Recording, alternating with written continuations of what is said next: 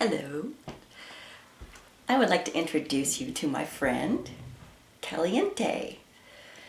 And she's hot, which is a very interesting name for this wig, I have to say.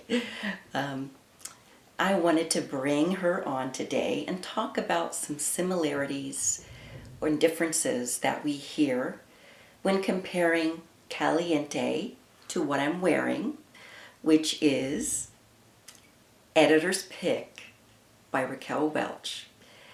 And this one is made by Bell Tress. They are two very different manufacturers with very different styles, but there are some similarities between these two pieces. And one right now that I could mention is the color. The color I'm wearing is Shaded Biscuit, very popular Raquel Welch blonde. And the shade my friend here is wearing is Butterbeer Blonde, which is also a very popular Bell Tress color. So they have similarities there that are really kind of interesting, and they have some differences, but I thought it would be kind of fun to do a comparison. Editor's Pick is more curly right off the bat. It has what I would refer to as actual curl, whereas Caliente is more of a wavy style. Now, if you look at the measurements themselves, which I think every manufacturer does their own way of measuring, which can mean absolutely nothing, but you can get some good ideas what the wig will look like if you look at those measurements. On Caliente, it says it has 7-inch sides. It didn't even give a real measurement for this front fringe, but as you can see, there is a layer of fringe right here that comes down almost to the chin. So I think that's shorter than 7 inches, but it says it has 7-inch sides. The first layer and the bottom layer is about 12.5, and 5 inches from the nape, and also it says the back is 12.5. So it's about a 12-inch wig, give or take, and it skims your shoulders depending on how tall you are. Now, Editor's Pick that I'm wearing has a fringe at about 4.5 inches, and it's just enough to hang over your eyes if you want to do that, or you could trim it to make a real fringe out of it. I have not done that to any of my Editor's Picks, and I probably won't because they have a really nice swoop that works most of the time as far as staying out of your face. It also says it has 8-inch sides and a 9-inch back and a 6.5 nape. Now that sounds like a big difference because that was a 5-inch nape here, and this says it's 6.5. So that would be 1.5 inches different. I don't know if I've got 1.5 inches difference here, but let's just look at it and kind of compare from the pictures and see if we can tell the difference in length. My friend Caliente here doesn't have a body, so you'll have to use your imagination just a bit.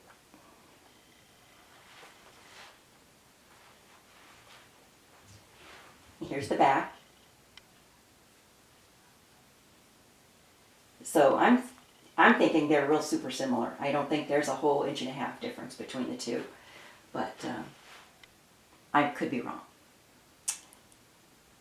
And this side, back to the front. So their length, their wave pattern, and particularly these two colors are very similar. I think that Editor's Pick has more hair. It also has permatease, whereas my friend here really has almost no permatease. There's just a little bit here at the part, and that's it. Whereas this one, pretty heavily permateased on the top.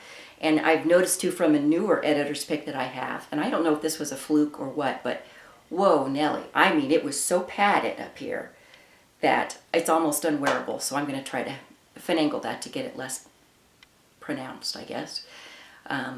But generally speaking, Editor's Pick does have a lot of permatease. Let's check around the nape. Not so much down here. Down here, I'm not seeing it. It's really at the top. And I think the reason is because they wanted to have this pronounced curl layer, you know, that is so popular. I mean, Editor's Pick goes with about every face shape, and it's real popular for that reason. And Caliente is also popular in her own right. One thing about what I noticed when I first got, now I bought this brand new. Here's another difference that we may be dealing with today. I bought this brand new, and this one I bought from a wig sister. Actually, I didn't even buy it from her. She threw it in as a bonus to another wig that I bought, and I just blessed her heart for that. So it came to me pretty well worn. The ends, they're dry. I think the shape in the front has lost some of a little bit of its swoop, so I can kind of spray that a little to hold it. The biggest difference in this one compared to other editor's picks I have is the lace front, because this one does not lay flat. Let me show you.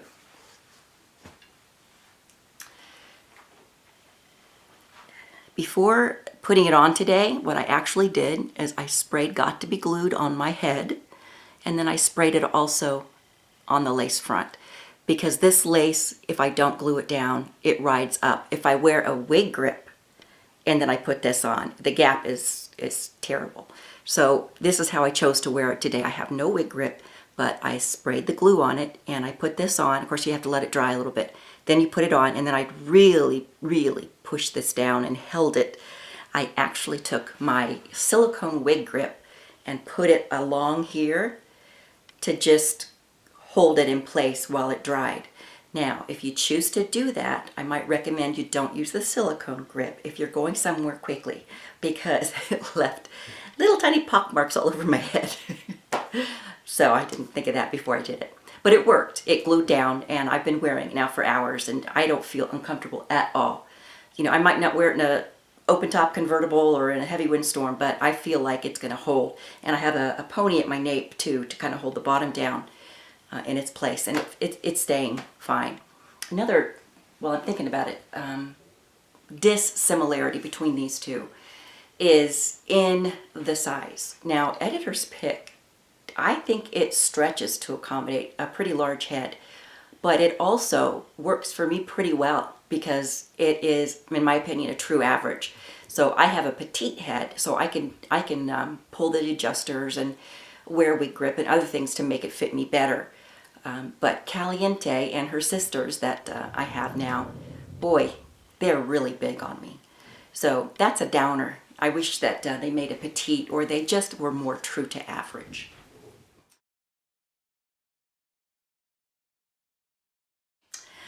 Caliente is described as a deconstructed wave that meets the A-line bob, which I don't really know what they mean by deconstructed, other than a little bit more of a piecey wave, I think, or it's not a spiral, it's not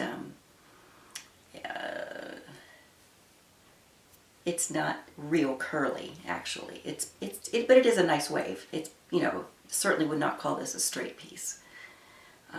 And it is just a great all-around wig for dress up, for everyday, for work, casual. It really checks all those boxes because it's just cute, easy to wear, and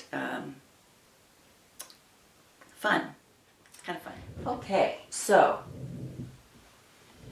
I also wanted to mention this about Caliente, is it's not doing it right now real well, but it came with this beautiful swoop already baked in. I don't have to steam it or anything like that to get it to stay.